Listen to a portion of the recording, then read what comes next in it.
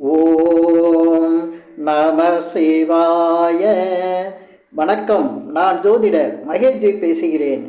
செவ்வாய் சனி இணைவு பார்வை தரும் தோஷத்தை அடித்து தூளாக்கும் பரிகாரம்.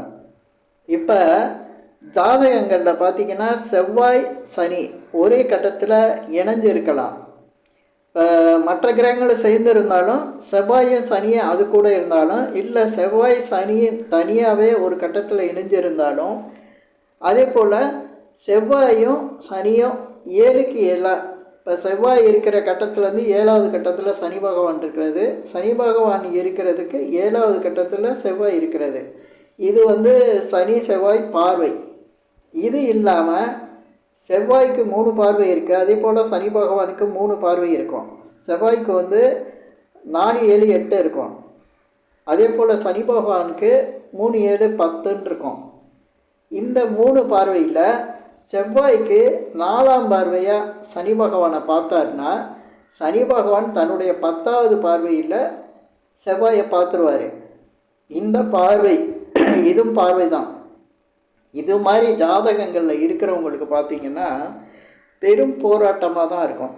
இந்த செவ்வாய் சனி இருக்கிற ஜாதகங்களை பார்த்தாலே தெரிஞ்சிடும், அவங்களுக்கே அந்த ஜாதகருக்கே தெரியும், பெரிய போராட்டமாக தான் இருக்கும். செவ்வாய் சனி இணைவுங்கிறது ஒரு கஷ்டமான இதை கொடுத்துரும் நிறைய. அதே போல் செவ்வாய் சனியில் சில யோகங்களும் இருக்குது. செவ்வாய் சனி இணைஞ்சிருக்கிறதுல நிறைய பார்த்திங்கன்னா ஜோதிடராக இருப்பாங்க. ஏன்னா அவங்க அந்தளவுக்கு கஷ்டப்பட்டுருவாங்க. நிறைய விஷயங்கள் அவங்களுக்கு வாழ்க்கையில் எவ்வளவு கஷ்டங்கள் இருக்கோ எல்லாத்தையும் அனுபவிச்சிருவாங்க. அப்போ இந்த ஜாதகங்களை பற்றி அதிகம் பார்க்க ஆரம்பித்து அப்படியே பார்த்து அவங்களே ஜோதிடர் ஆயிடுவாங்க. நிறைய ஜோதிடம் தெரிஞ்சவங்களுக்கு செவ்வாய் சனி இருக்கும். இதில் யாரும் சொல்லாத ஒரு விஷயத்த சொல்கிறேன். ஏன் செவ்வாய் சனி ஜோதிடத்தை பார்க்க வைக்குது அப்படின்னா, செவ்வாயை நம்ம எல்லோரும் என்ன சொல்லுவோன்னா, செவ்வாய்னா அதுக்கு தொழிலாக என்ன கொடுப்பாங்கன்னா, யூனிஃபார்ம் ட்ரெஸ்ஸு, போலீஸு, இராணுவம், மருத்துவம், இந்த மாதிரி ஒரு தொழிலை தான் செவ்வாய்க்கு சொல்லுவாங்க. ஆனால் செவ்வாய்ங்கிறது இன்னொரு தொழிலையும் சொல்லணும். அது ஏன்னா செவ்வாய் காலபுருஷனுக்கு 8ஆம் இடமாக வரும். அது 8ஆம் இடம் தான் ஜோதிடம். அதனால் செவ்வாயோட பார்வையில் சனி பகவான் இருந்தார்னா, சனியோட பார்வையில் செவ்வாய் இருந்தார்னா, செவ்வாய் சனி இணைவு இருந்ததுன்னா அவங்களுக்கு ஜோதிடம் வரும். ஏன்னா சனி பகவான் தொழில்காரகன், அவர் செவ்வாயை பார்க்கும்போது அவங்களுக்கு ஜோதிடமும் வந்துடும். அதனால தான் பல கஷ்டங்கள் அது கடைசியில் அது ஜோதிடராக அவங்கள உருமாத்துது. இப்படி இது இல்லாமல் செவ்வாய் சனி எப்போவுமே எந்த காரியத்தையும் நடத்த விடாது. நம்ம எதுலெல்லாம் அவசரப்படுறோமோ அதிலெல்லாம் தடைனா அதை ரொம்ப தாமதப்படுத்தும் போது அதனால வெறுப்பு, விரக்தி, கஷ்டங்கள் அப்படின்னா எதுலேயுமே ஜெயிக்க முடியாதுங்கிற மாதிரி ஒரு கஷ்டத்தை கொடுத்துட்ருக்கோம். இது நிறைய பேரோட ஜாதகங்களில் இந்த செவ்வாய் சனிக்கு என்ன பரிகாரம், என்ன எதேதோ செஞ்சிட்ருப்பாங்க, நிறைய செய்கிறாங்க. அதில் சிலது சக்ஸஸ் ஆயிரும். இப்போ இந்த இதில் நான் ஒரு சுலபமான ஒரு பரிகார விஷயத்தை இந்த பதிவில் சொல்லியிருக்கேன். அது ரொம்ப ஈஸியாக செய்யலாம், அதே சமயத்தில் ரொம்ப பவர்ஃபுல்லான ஒரு விஷயம். செவ்வாய் சனி இணைவு பார்வை இருக்கிறவங்க ரொம்ப ஈஸியாக இந்த பரிகாரத்தை செஞ்சால் இவங்களுக்கு இந்த தோஷம் விலகும். இது எப்படின்னா, இப்போ செவ்வாய் அப்படின்னா பாதுகாப்பை சொல்லக்கூடிய ஒரு விஷயம். செவ்வாய்னா பாதுகாப்புன்னா இப்போ தலைக்கு பாதுகாப்பு என்ன, ஹெல்மெட்டு போகிறோம். ஹெல்மெட்டுங்கிறது செவ்வாய். அதே போல் ஒரு வீட்டுக்கு பாதுகாப்பு அப்படின்னா காம்பவுண்டு சுவர்னா செவ்வாய், அதோட காரகத்துவம் செவ்வாய் தான். இப்படி பல விஷயங்கள் எடுக்கலாம். எதுக்கெல்லாம் பாதுகாப்புன்னு ஒரு பவுண்ட்ரி இருக்கோ அந்த பாதுகாப்பு செவ்வாயை குறிக்கும். செவ்வாய் தான் பாதுகாப்பு. இப்போ சனி பகவான் எடுத்தோம்னா, சனி பகவானுக்கு நிறைய காரகத்துவங்கள்லாம் இருக்குது. இரும்பு, எண்ணெய் எல்லாம் சொல்லுவாங்க. அதே போல் காற்றுங்கிறது வாயு கிரகங்கிறது சனி பகவான், காற்றை சொல்லலாம். இப்போ இதை இதோட தன்மையில் தான் இந்த பரிகாரத்தை நான் சொல்ல போகிறேன். இப்போ செவ்வாய்ங்கிறது வந்து பாதுகாப்புன்னு சொல்லிட்டேன். அதே போல் சனி பகவானுங்கிறது காற்று. இப்போ இந்த செவ்வாய் சனி இணைவு பார்வை இதெல்லாம் இருக்கிறவங்க என்ன செய்யலான்னா, சிகப்பு கலரில் பலூன் வாங்கி, பலூனுங்கிறது சாதாரண பலூன் தான், சாதாரணமாக பலூன் கடைகளில் விற்கும். அதை வாங்கி அதில் காற்றை ஊதுனா அதில் பலூன் வந்து ஓரளவுக்கு பெருசாகும். ரொம்ப பெருசாகி நீங்களே உடச்சிடக்கூடாது. அந்த பலூனில் காற்றை ஊதுங்க. ஓரளவு அது வெடிக்காமல் இருக்கிற அளவுக்கு ஊதிடுங்க. ஊதிட்டு அதை கட்டி அதை காற்றுல பறக்க விட்டுருங்க. அது எங்கேயாவது போய் கீழே விழுந்து உடஞ்சிரும். அதுவாக உடையணும். அப்படி உடஞ்சிட்டா உங்களுடைய தோஷம் விலகும். இது வந்து எத்தனை முறை செய்யணும் அப்படின்லாம் கேட்பாங்க. இது எத்தனை முறை உங்களுக்கு கஷ்டங்கள்ங்கிறது எப்போ வருதோ அப்போல்லாம் செய்யலாம். பொதுவாக இந்த இணைவு இருக்கிறவங்க அடிக்கடி செய்யலாம். ஏன்னா இதில் வந்து செவ்வாய்ங்கிறது பாதுகாப்பு, அந்த பலூனுங்கிறது வந்து பாதுகாப்பு, அந்த காற்றுக்கு நிறுத்தி வைக்கிது. சனி பகவானையே நிறுத்தி உள்ள காற்றுங்கிற சனி பகவானை உள்ளே நிறுத்தி வச்சிருக்காரு. செவ்வாய் சனி அந்த இடத்துல இணைவு வந்துடும். காற்று சனி பகவான், செவ்வாய்ங்கிறது பலூன், அதை சிகப்பு பலூன் சொல்லியிருக்கேன். இதில் வந்து சிகப்பு பலூன் தான் கிடையாது, எந்த கலர் வேணாலும் நீங்கள் வச்சுக்கலாம். ஏன்னா இப்போ ஹெல்மெட் வாங்குகிறோம், எந்த கலரில் வேணாலும் நம்ம தலையில் போட்டிருப்போம். சிகப்பில் தான் வாங்கி போட்டால் தான் பாதுகாப்பு கொடுக்கணும்னு கிடையாது. அது எந்த கலராக இருந்தாலும் அது பாதுகாப்பாக கொடுக்கும், அது ஹெல்மெட், அவ்வளோதான். அதே போல் காம்பவுண்டு சவுறு எந்த பெயிண்ட் அடிச்சிருந்தாலும் அது காம்பவுண்டு சவுறு தான். அதனால் எது வேணாலும் வச்சுக்கலாம். ஆனால் சிகப்புங்கிறது செவ்வாயோட பிரதிபலிப்பை அதிகமாக கொடுக்குங்கிறதுனால நான் செவ்வாய்க்கு சிகப்பு கலர் பலூனை வாங்கி அதில் காற்றை ஊதி நீங்கள் பறக்க விடுங்க. இது உங்கள் ஜாதகத்தில் இப்போ செவ்வாய் சனி ஒவ்வொரு ராசிக்கும் நான் சொல்லிட்டு வரேன், பார்வைக்கும் சொல்கிறேன். இதை எப்படி நீங்கள் என்னைக்கு செஞ்சால் நல்லாயிருக்கும் அப்படின்ட்டு.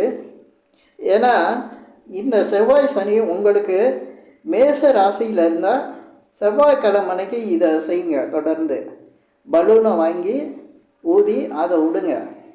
அதே போல் உங்களுக்கு ரிஷபத்தில் இருந்ததுன்னா வெள்ளிக்கிழமைக்கு இந்த மாதிரி செய்யுங்க. இதே செவ்வாய் சனி உங்களுக்கு மிதுனத்தில் இருந்தால் புதன்கிழமை செய்யுங்க. இதுக்கடுத்து உங்களுக்கு செவ்வாய் சனி கடகத்தில் இருந்தால் திங்கக்கிழமை செய்யுங்க. இதே போல் செவ்வாய் சனி உங்களுக்கு சிம்மத்தில் இருந்தால் ஞாயிற்றுக்கிழமை செய்யுங்க. இதே போல் உங்களுக்கு செவ்வாய் சனி கன்னியில் இருந்தால் புதன்கிழமை செய்யுங்க. இதுக்கடுத்து துலாமில் இருந்தால் நீங்கள் வெள்ளிக்கிழமை செய்யுங்க. விருச்சிகத்தில் இருந்தால் செவ்வாய்க்கிழமை செய்யுங்க. தனுசில் இருந்ததுன்னா தனுசுக்கு குரு, அதனால் வியாழக்கிழமை செய்யுங்க. உங்களுக்கு மகரத்தில் இருந்ததுன்னா சனிக்கிழமைக்கு செய்யுங்க. கும்பத்தில் இருந்தாலும் சனிக்கிழமை செய்யுங்க. மீனத்தில் இருந்தால் வியாழக்கிழமை செய்யுங்க. இப்போ இதில் வந்து நான் இந்தந்த ராசியில் இணைவு இருந்தால் இப்படி சொல்லியிருக்கேன். இப்போ பார்வைக்கு வருவோம். பார்வைங்கிறது 2 ராசியில் வந்துடும். இப்போ 7க்கு 7 இருந்தால், இப்போ மேசத்தில் செவ்வாய் இருந்தால் உங்களுக்கு சனி பகவான் வந்து துலாத்தில் இருப்பார். இதை வந்து நீங்கள் எப்படி செய்கிறது அப்படின்னா செவ்வாய்க்கிழமைக்கு செய்யுங்க. அதே போல் துலாத்தில் இருக்காருன்னா வெள்ளிக்கிழமையும் செய்யுங்க. இந்த 2 நாளும் கனெக்ட் ஆயிரும். அதே போல் ரிஷபத்தில் இருந்து சனி பகவான் இருந்து விருச்சிகத்தில் செவ்வாய் இருந்தால் நீங்கள் வெள்ளிக்கிழமையும் செய்யுங்க. அதே போல் செவ்வாய்க்கிழமையும் செஞ்சுருங்க. இப்போ உங்களுக்கு மிதுனத்தில் இருக்குது செவ்வாய் இருக்குது, சனி பகவான் வந்து தனுசில் இருக்கார் அப்படின்னா புதன்கிழமையும் செய்யுங்க. அதே போல் வியாழக்கிழமையும் செய்யுங்க. இப்படி நீங்கள் அந்த காம்பினேஷன் எப்படி வருதுன்னு பார்த்தா அந்த கிழமையை வந்து தேர்ந்தெடுத்துக்குங்க. சரி, இப்போ வந்து செவ்வாயோட 4ஆம் பார்வையில் சனி பகவான் இருக்கார் அப்படின்னா அப்போ செவ்வாய் எந்த வீட்டில் இருக்காரோ அந்த கிழமையை எடுத்துக்கங்க. அதே போல் சனி பகவான் எந்த வீட்டில் இருக்காரோ அந்த கிழமையை எடுத்துக்கங்க. அப்போ உங்களுக்கு நான் வந்து இந்த பதிவில் சொல்லியிருக்கிற விஷயம் ஓரளவுக்கு புரிஞ்சிருக்குன்னு நினைக்கிறேன். இந்த பலூன் வாங்கி அதில் காற்றை ஊதி நீங்கள் அந்த பலூனை வந்து பறக்க விடுங்க. ஏன்னா அது காற்று ஊதும்போது கொஞ்சம் கவனமாக நீங்கள் உடைச்சிடாமல், நீங்களே அதிகமாக ஊதி உடைச்சிடாமல் அதை பறக்க விடுங்க. பறந்து போய் எங்கேயாவது ஒரு இடத்துல அது உடஞ்சிரும். கொஞ்சம் உயரமான இடத்துல இருந்து நீங்கள் பலூனை அந்த மாதிரி ஊதி விட்டிங்கன்னா, காற்று லேசாக ஒரு சின்ன நூலில் கட்டி விட்டிங்கன்னா அது போயிட்டே இருக்கும். எங்கேயாவது போய் உடஞ்சிரும், கொஞ்சம் தூரத்துலேயே போய் உடஞ்சிரும். அது எங்கேயாவது உடஞ்சிட்டு போகுது. அதனால் இப்போ இந்த பதிவில் வந்து நான் வந்து செவ்வாய் சனி இணைவு பார்வை இதுக்கு வந்து அடித்து தூளாக்கும் பரிகாரம்னு சொல்லியிருக்கேன். ஆமாம், அந்த பரிகாரம் பண்ண பிறகு உங்களுக்கு அந்த செவ்வாய் சனியோட இது குறைஞ்சிக்கிட்டே இருக்கும். எல்லாமே கிரகம்தான். நிறைய பேர் நினைக்கலாம் இது என்ன செவ்வாய்க்கு பலூன்னு அதில் காற்று அப்படின்லாம் நினைக்கிறான். இதை விட இன்னும் பல பரிகாரங்கள் இருக்குது, சுலபமான பரிகாரங்கள்லாம். இதெல்லாம் நான் அடுத்தடுத்து பதிவுகளில் சில விஷயங்களை சொல்லிகிட்டே வருவேன். இதை வந்து நீங்கள் செய்யும்போது அதோட பலன் வந்து உங்களுக்கு புரியும் போது தான் இவ்வளோ ஈஸியாக இருக்கா அப்படின்னு தெரியும். ஏன்னா இந்த பதிவில் நான் சொல்லியிருக்கிற விஷயம் வந்து இப்போ இந்தியாவில் இருக்கவங்க கோயிலுக்கு போயிடலாம். இந்தியாவில் வந்து இந்த செவ்வாய் சனிக்கு வந்து கோயிலுக்கு போயிடலாம். இதே வெளிநாட்டில் இருக்கும்போது என்ன செய்ய முடியும்? அங்கே அந்த மாதிரி கோயில்களுக்கு போகிறதுக்கான வாய்ப்பு இல்லை. ஆனால் இன்றைக்கி ஜாதகம் பார்க்குறவங்க அதிகம் இருக்கிறது வெளிநாட்டில் தான். அவங்களுக்கும் இந்த பரிகாரம் செய்யணும். அதே போல் சில பேர் கோயிலுக்கு போய் சில பரிகாரங்களை செய்ய முடியாத அளவுக்கு பண கஷ்டங்கள் இருக்கும். அவங்களுக்கும் இந்த பரிகாரம் வந்து ரொம்ப உதவியாக இருக்கும். இந்த பதிவில் நான் சொல்லியிருக்கிற பரிகாரங்கள் வந்து ரொம்ப ஈஸியாக சுலபமாக செஞ்சிட முடியும்.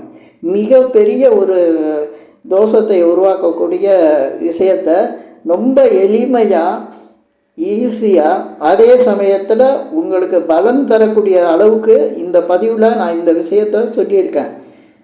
இந்த பதிவில் நான் சொன்ன விஷயங்கள் உங்களுக்கு பிடிச்சிருந்தால் ஷேர் பண்ணுங்கள், லைக் பண்ணுங்கள். அதே போல் இந்த சேனலுக்கு சப்ஸ்கிரைப் பண்ணுங்கள். என்கிட்ட ஜாதகம் பார்க்கணுன்னா மட்டும் கீழே இருக்க என் நம்பருக்கு கால் பண்ணுங்கள்.